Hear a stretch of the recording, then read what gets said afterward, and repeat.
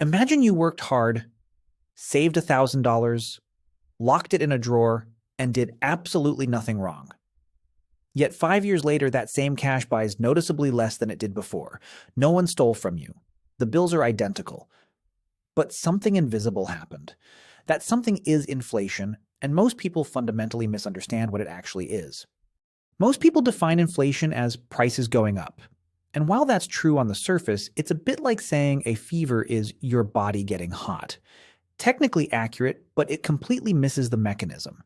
Inflation is more precisely defined as a general, sustained rise in the price level of goods and services across an entire economy. The key word there is general. If the price of avocados spikes because of a drought, that's not inflation. That's a supply shock in one market. Inflation is when prices rise broadly, across categories, over time. Economists measure this using tools like the Consumer Price Index, or CPI, which tracks a standardized basket of goods and services. Things like food, housing, transportation, and healthcare, and measures how the total cost of that basket changes month over month and year over year. There's also the Producer Price Index, which measures price changes earlier in the supply chain before goods even reach consumers.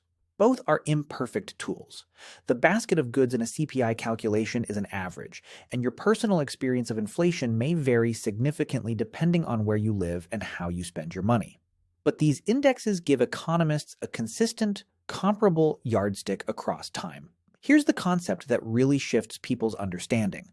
Inflation isn't just about prices rising, it's about the purchasing power of money falling. These are two sides of the exact same coin. When a dollar buys less, that dollar is, by definition, worth less. The money didn't disappear, its value quietly diminished. Economists have identified several distinct mechanisms that drive inflation, and understanding them helps explain why inflation in one era can look very different from inflation in another. The first is demand-pull inflation. Think of this as too much money chasing too few goods. When consumers and businesses collectively have more spending power, whether because wages rose, credit became cheap, or government stimulus entered the economy, that increased demand can push prices upward. Sellers realize buyers are willing to pay more, and prices adjust accordingly.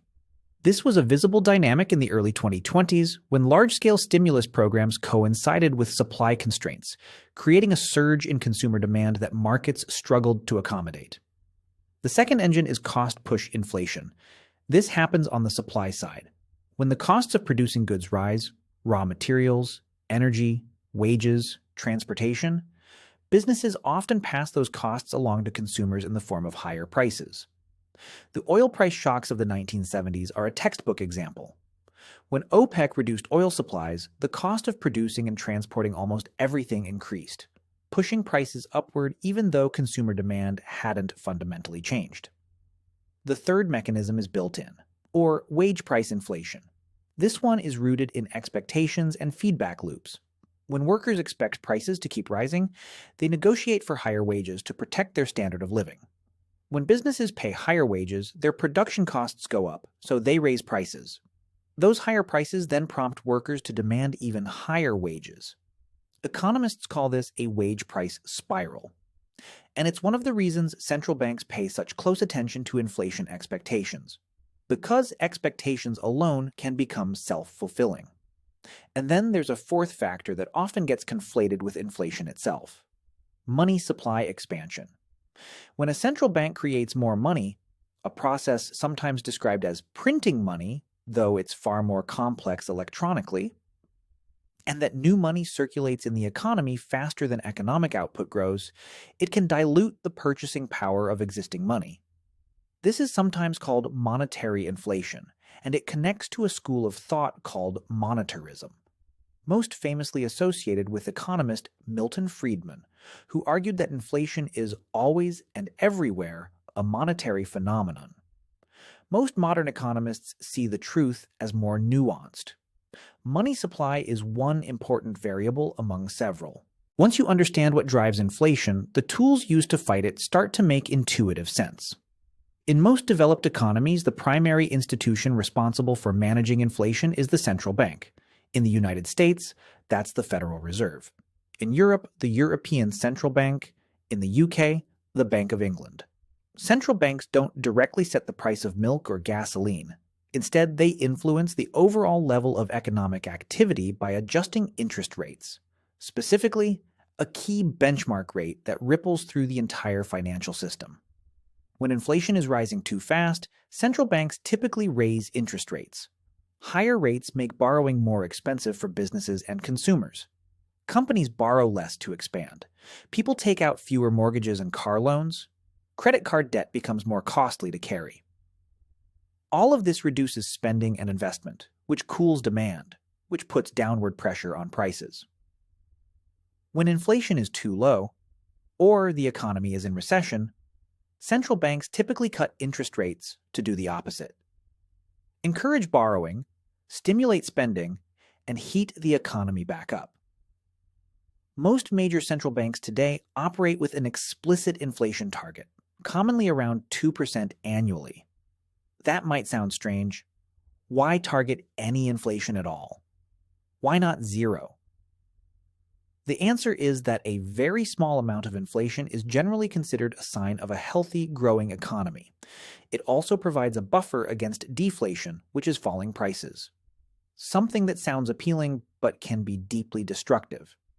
When people expect prices to fall, they delay purchases, waiting for a better deal. Businesses earn less revenue, cut costs, lay off workers, who then spend even less, creating a deflationary spiral. Japan experienced a prolonged version of this dynamic through much of the 1990s and 2000s, a period economists refer to as the lost decade. So central banks are essentially trying to keep inflation in a Goldilocks zone, not too hot, not too cold. History offers some of the most vivid illustrations of what happens when inflation spirals out of control, or when it's tamed through painful policy decisions. The most extreme form is called hyperinflation, loosely defined as inflation exceeding 50% per month. The most cited historical example is Weimar Germany in the early 1920s. After World War I, Germany faced crushing war reparations and began printing money to meet its obligations. The result was catastrophic. At the peak in November 1923, prices were doubling every few days. Photographs from that era show workers carting wheelbarrows of banknotes to buy a loaf of bread, and housewives burning currency because it was cheaper than firewood. People's life savings, money set aside over decades, became nearly worthless within months. More recently, Zimbabwe experienced hyperinflation in the late 2000s, with the central bank eventually issuing a $100 trillion bill that couldn't buy a single bus ticket. Venezuela experienced a severe hyperinflationary crisis through the late 2010s. In every case, the causes were a combination of excessive money printing, collapsing economic output, and a complete breakdown in public trust in the currency. On the other side of history, the early 1980s in the United States offer a lesson in how inflation is deliberately and painfully brought under control. Coming off the high inflation of the 1970s driven by oil shocks and loose monetary policy, Federal Reserve Chairman Paul Volcker raised interest rates dramatically, eventually to nearly 20%. The result was a deep recession, significant unemployment, and enormous political backlash. But inflation fell from double digits to manageable levels within a few years.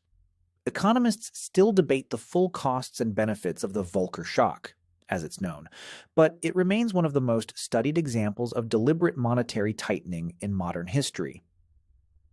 The lesson these episodes reinforce is that inflation is not just an economic abstraction. It reshapes societies, redistributes wealth, and shapes political outcomes in profound ways. Beyond the macroeconomic level, inflation has concrete mechanical effects on everyday financial instruments that are worth understanding clearly. Not as prescriptions for what to do, but simply as mechanics of how the system operates. Consider debt. Inflation, in a mechanical sense, benefits borrowers with fixed-rate debt.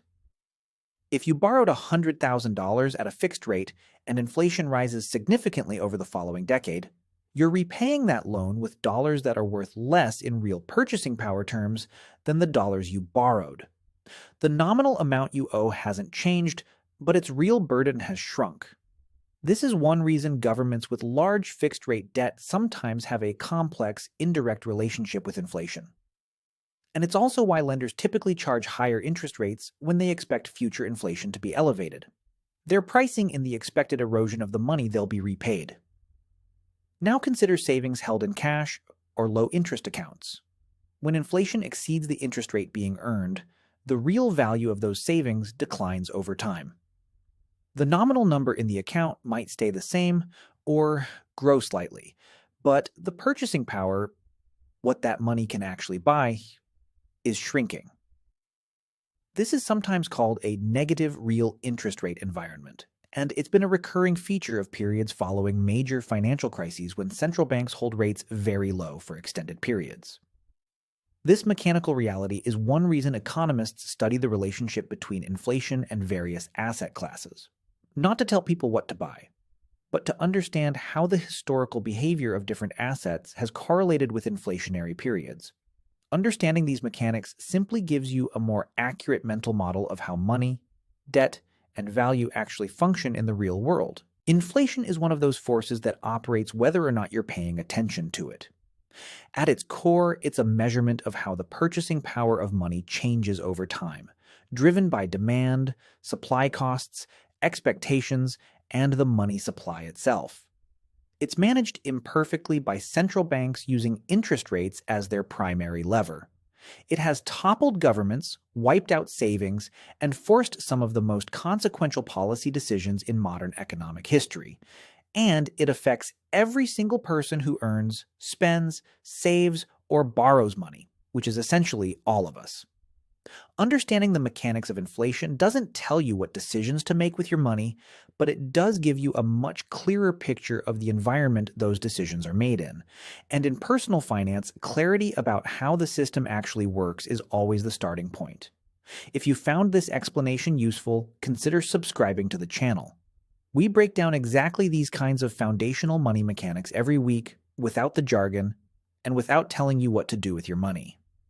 Likes and comments genuinely help more people find content like this, and we read every question you leave below.